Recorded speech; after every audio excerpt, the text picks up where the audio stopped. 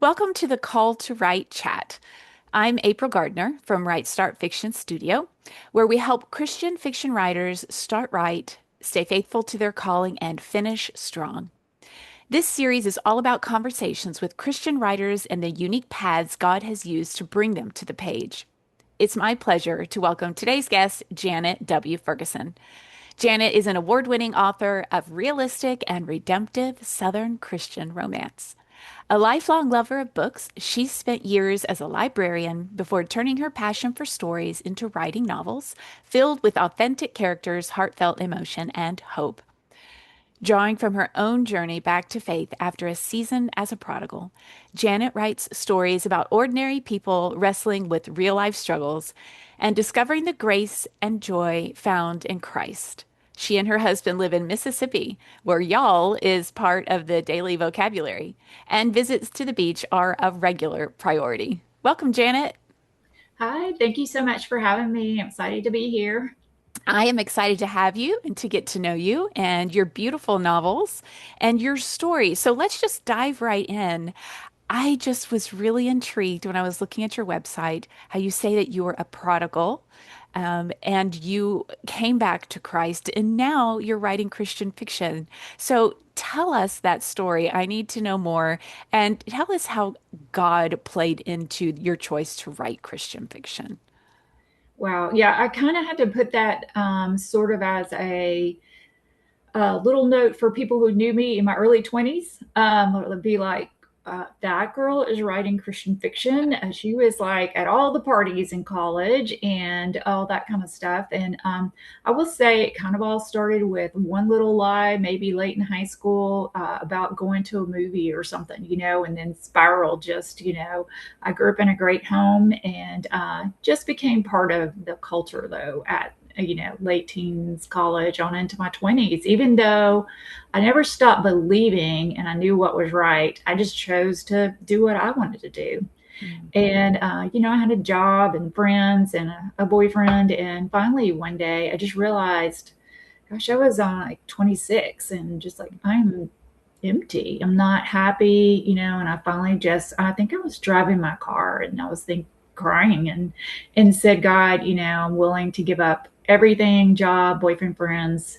I just want to be yours and do what you want. And if you won't have me back, just, let a tree fall me or something. It was just that into place. And, from the outside, maybe no one would know that I felt that way at that point. But my way wasn't working. And I just gave it all over to him and just life started changing. And it wasn't, overnight, but it started changing and my priorities changed and my jobs changed and I married a guy I hadn't knew from high school, and we ran into each other. Just weird, things, how God puts things together. And so we got married, and like 11 months later had our first child. And my mom was like, oh, we need to bring her to the cradle roll. And so I went to cradle roll with her, and I started teaching cradle roll, and I never felt worthy. And but anyway, I ended up being in children's ministry.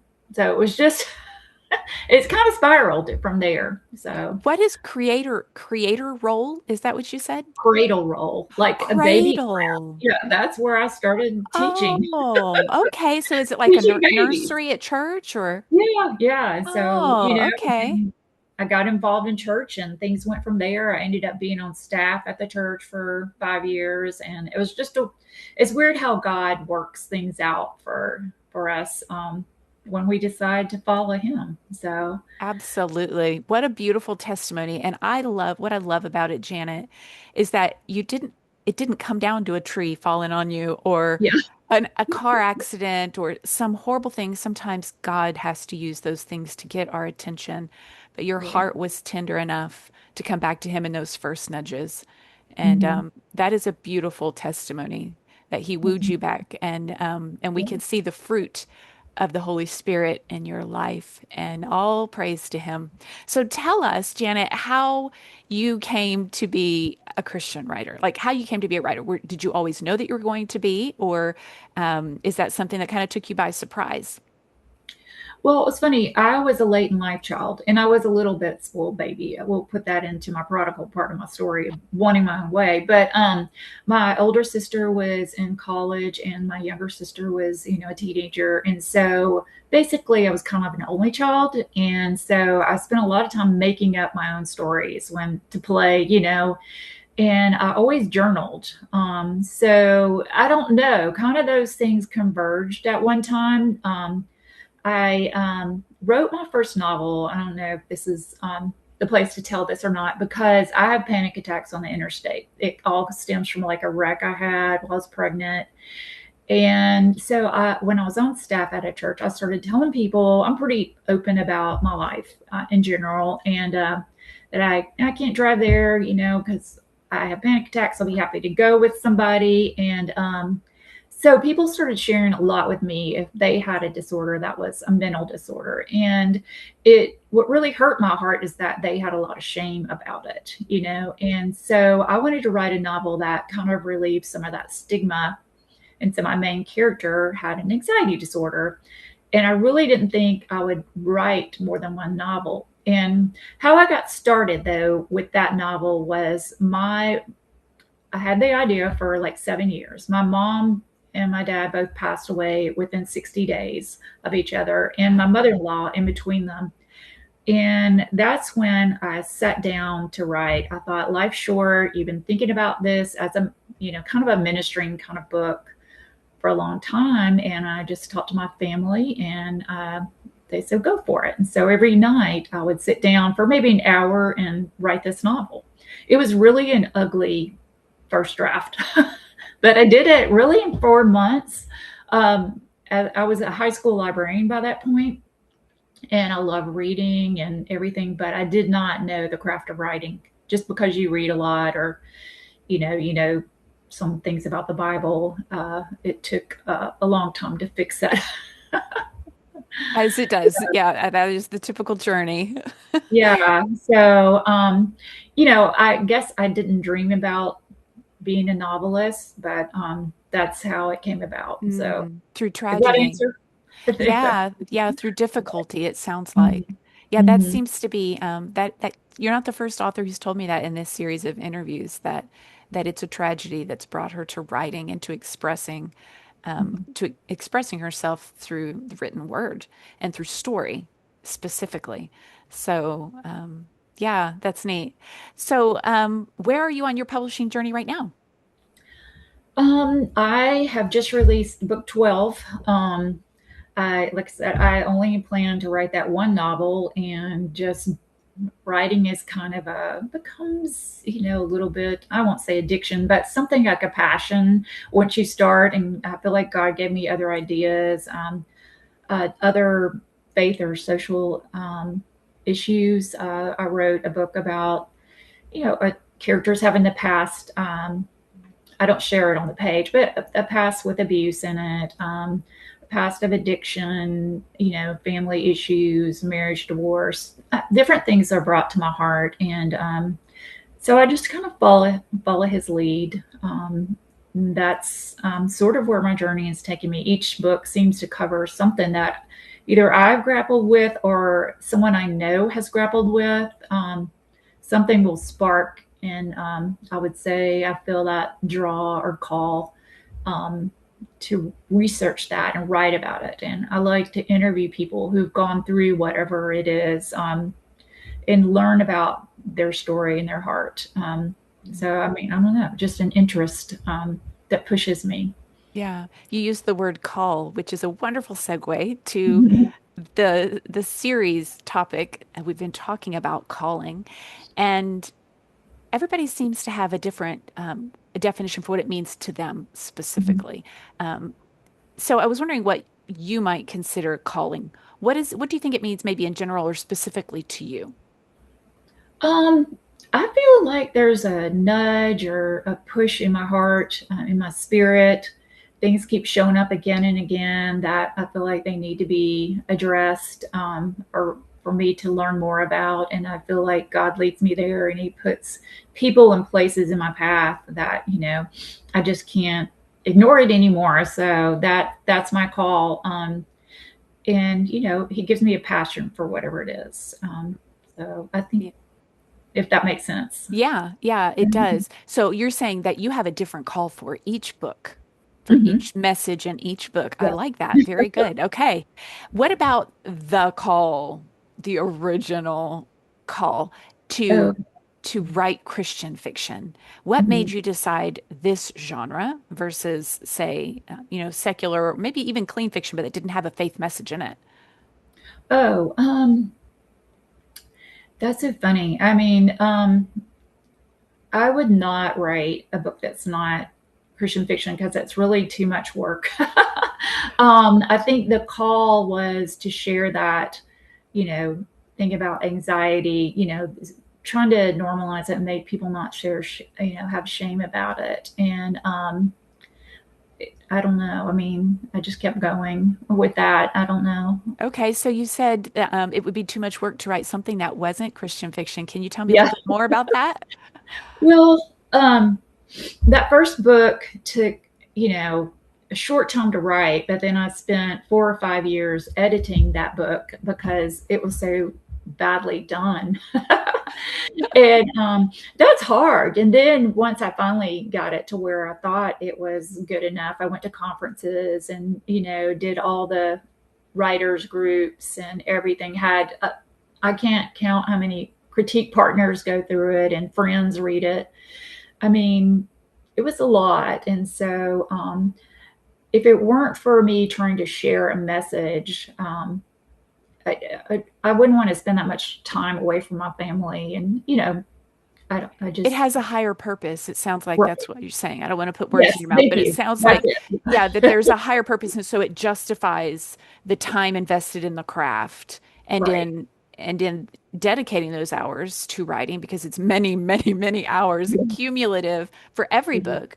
Not Yes. counting the skill to just learn something good enough to publish. Time, but Exactly. that's time we've chosen away from something else, like you said, from family. Yeah. So, I love that. I love just your heart in that, that it has to have a higher purpose for you. Yeah, Um, right. I know yeah, there's people that just love writing and then they, love storytelling, but for me, yeah, it was just more about the faith element. And yeah. so I don't say it's wrong for other people to do it No, for no. a career or whatever they want to do. Just for me, it was the calling of the message. So, Yeah, yeah. Very good. So, would you say that there have been emotional barriers that you've hit along the way, spiritual barriers, insecurities? Um, well, the insecurity of first that, like I said, these people would be going, "Why is she writing Christian fiction?" And the insecurity of like, "Why can't I write like Lisa Wingate or something?" My words don't come out beautiful like that. Um, I've always been like, don't care a lot what people think about me, but there's still that little nudge of Sure. somebody's going to think this is terrible. But yeah, so there's emotional barriers too, like, okay, my family needs me, whoever needs me. And I have this commitment. Even today, the baby needs a nap, grandbaby. And I'm like, okay, somebody else is gonna have to put baby to nap. So it's always a choice of how you spend your time. Yeah. So that's an emotional barrier. I will say that when I was on staff at a church, I did not have good boundaries. And so I've tried to create better boundaries as time goes on. So God's boundaries and not mine. Yes, because when we get into that world, it's so easy to just be sucked in like a what are those when you sink in the sand? What are those things called? You just get like just pulls you Yeah, down. quicksand. Yeah. Quicksand. It's like quicksand. Mhm. And it's delicious sort of agony writing is. And Right. so you just don't want to leave your little story world. And it's so hard sometimes to have the self-discipline to step away and be a responsible grandma or mom or human being. Wife. Get up and Yeah. take a shower Yeah. or Your whatever. husband gets to see you every now and then without, Yeah. you staring at a screen. Exactly. It is so worth it. It's so worth it though. Okay, very good. Can you tell us maybe what you got going on right now. You have some news to share today specifically. Yeah, I released a new book called Until April today, and I didn't realize it was even going to be on the same day as this podcast. But that's book number 12, and it, Congratulations. thank you. I'm excited and nervous. It's always that waiting Oh, for the first reviews to waiting come for in. the first Yeah. reviews. Yes, I know. I'm sure they'll be great. I mean, with a title like that, April. Yeah, it's can a you good name. give us, yeah, can you give us the premise? Are you talk, is April a month or is April a character? April is a character. Okay. Yes. What's the premise? Wow, this is a weird premise, and it was a weird book, and it took me 3 years to get it right, sort of. At least I think it's right, but it's a modern marriage of convenience.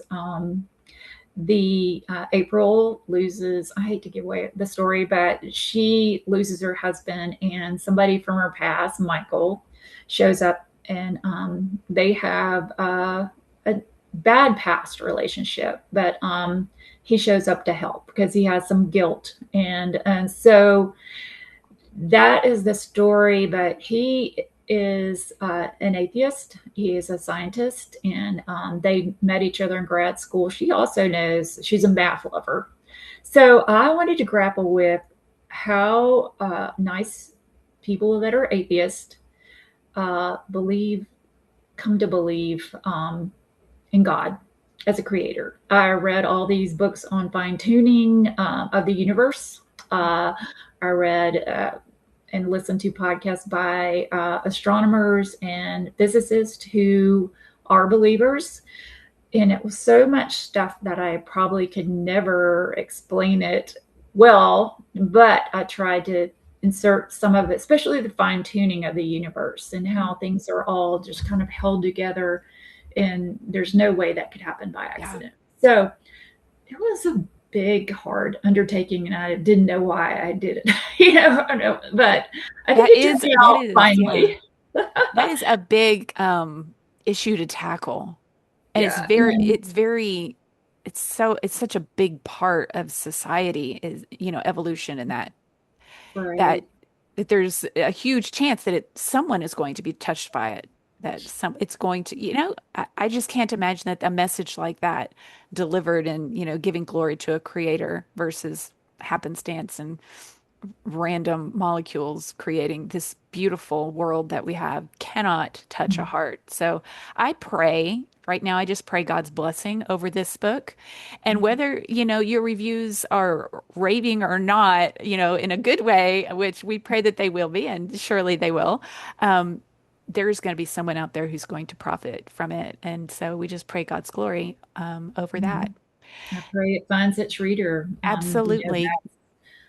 Yeah, Glory to Him if it's good, and if it's bad, then I wasn't exactly. listening. That's right. No, that's a really great topic. And you said it was weird, but kudos to you for doing that. And yeah, surely you did not do it on your own.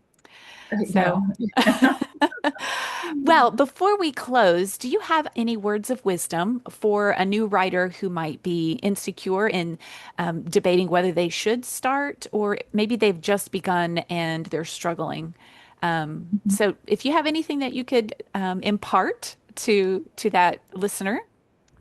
Sure. I think find your people. You need to be in a writers organization like Faith, Hope, Love, or ACFW, American Christian Fiction Writers, because I found critique partners that I've been with for since 2013 through those writing organizations, and it sharpens your craft. There's free classes once you join. I know. So, and don't get in a hurry. There's so many scams out there that trying to get you to hurry up and publish your novel. You have to learn the craft and just be patient. Like I did with that first one. And I just kept writing new stories while I was trying to fix that first one because I wouldn't let it go. I know a lot of people put the first novel in under the bed, but I really knew this had a message. And so I've been touched by people that did have an anxiety disorder that have talked to me or something else through that novel that was encouraging. And so, yeah, and don't give up. Yeah, So, good write for tips. God. Mm. write for God, don't give up, stick with it, learn the craft, come back to that first novel because it might not be a total loss. You're right. The first novel often is, and it's just our practice novel, and we've got to just set it aside and move on. But sometimes it's worth coming back to. I came back to mine too. I kept at it just like you did, and I feel like it was worth it. But it's only after we've written a whole bunch, other stories, Yeah. other stories and figured it out. So Yeah. there's the time invested that we just got to put into it. Yeah. Okay, great. Thank you for sharing Thank that. you. And where can listeners find you on the internet? My website is Janet Ferguson, Janet Ferguson author. I think Janet W. Ferguson was already taken or something, but you can Google me, you'll find me, Amazon. Yeah, So it came right up. Janet Ferguson, author. Yeah, that's exactly what I typed in, but it was already coming up when I just started Janet Fur, and it was like, here she is. I was like, oh oh, yay, Google well, like me. yeah, Google liked you. Okay, so janetfergusonauthor.com. And so go check out Janet's book. It's called Until April, Right. and it's Mhm. out now. Very good. Congratulations. Okay, Janet, it was wonderful chatting with you and learning your testimony and how God has worked through your life to bring him back to him, to bring you back to him so your life can touch others' lives. So, thank you for being with us today. Thank you for having me.